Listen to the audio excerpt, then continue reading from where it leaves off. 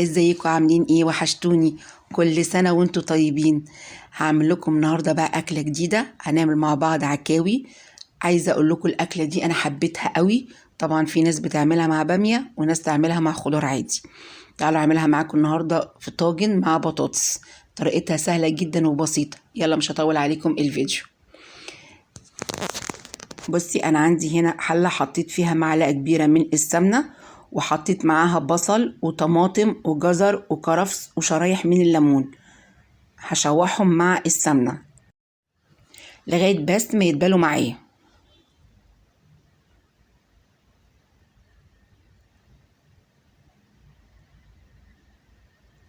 واقلبهم كويس جدا.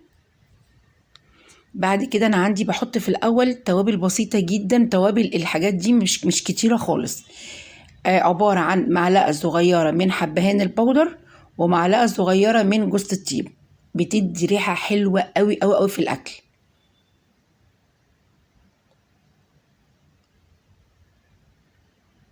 وبعد كده بقلبهم كويس. عايزه اقول لك بقى ريحه الكرفس مع التوابل مع الحاجات دي، عايزه يعني مش حاطه توابل كتير، عايزه اقول لك مديه ريحه خطيره. بعد كده انا عندي هنا العكاوي متقطعه كويس ومتنضفه، بحطها عليهم.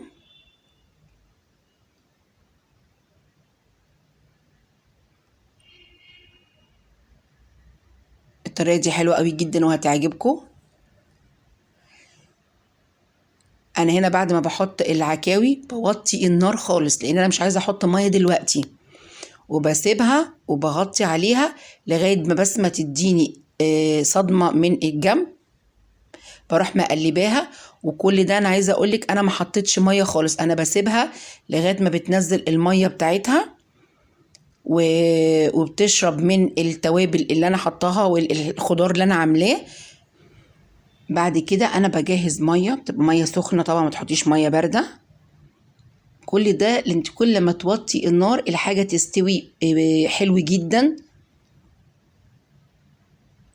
وطبعا لما بتحطي ميه بعد كل ده ما بيطلعلكيش ريمه نهائي. وبتشربي كمان الشوربه بتاعتها خطيره جدا. بصي انا كل ده كمان ما حطيتش ملح. انا ما بحطش ملح في بدايه الاكل لما بكون بسوي لحمه، لا انا بحطها في الاواخر. بعد كده بغطيها بالميه. بروح مغطيه عليها واسيبها تستوي مع نفسها. بصي بالشكل ده. وهتشربي احلى كمان شوربه حكايه. بغطي عليها واسيبها. تعالى اقول لكم هنعمل ايه تاني، لان انا مش هعمل الخضار ني في ني.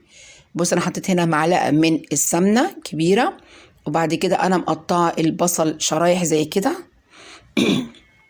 بعد كده انا بقلبها كويس جدا لغايه بس ما بيدبل معايا.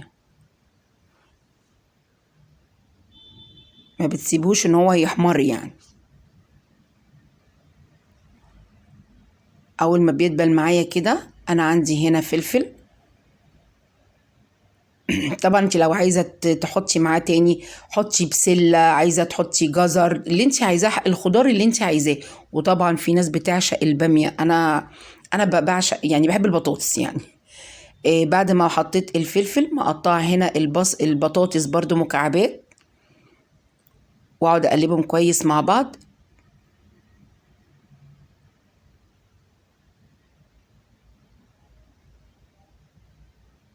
بعد كده انا بحط التوابل بتاعتها برضو. انا بحب الحبهان جدا في الاكل، حطي برضو معاها حبهان. حطيت هنا معلقه من حطيت ملح، وحطيت فلفل اسود.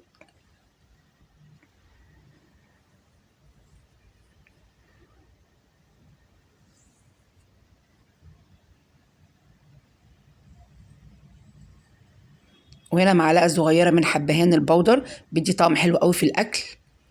بقلبهم كويس جدا مع بعض.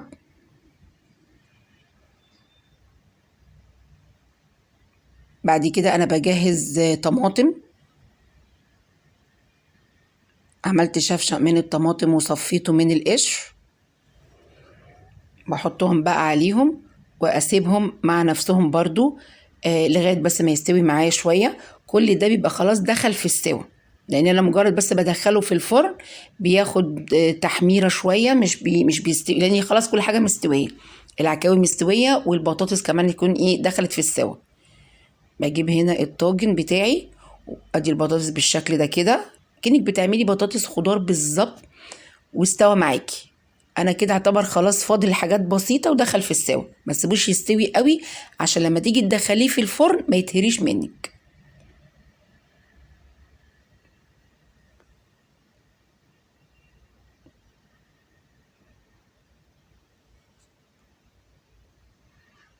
حطيت البطاطس كلها.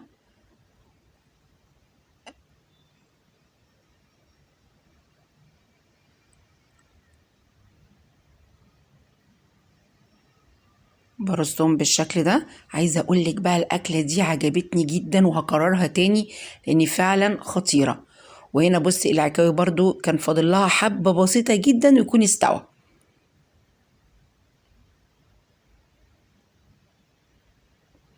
عايزه اقول لك بقى الشوربه بتاعته حكايه. انا اخدت الشوربه صفيتها طبعا من كل حاجه اللي كانت فيها، الكرفس والخضار بتاعي اللي انا كنت حاطاه والجزر اخد خلاص من الطعم بتاعه، وحطيتها عليها. كفايه بقى، ما اقولكيش بقى الريحه بقى، ريحه الشوربه مع طعمها روعه. حتى انت ممكن طبق كده صغير وتشربيه لوحده ملهوش حل. بعد كده انا طبعا بشغل الفرن، بسيبه الاول بيبقى سخن، وبعد كده انا بغطيه بالورق الفويل. سيبته في الفرن بالظبط مكملش نص ساعة بالظبط، اخد معايا نص ساعة في الفرن لان كل حاجة موجودة مستوية. عايزة اقولك بقى حكاية، طعمه وريحته.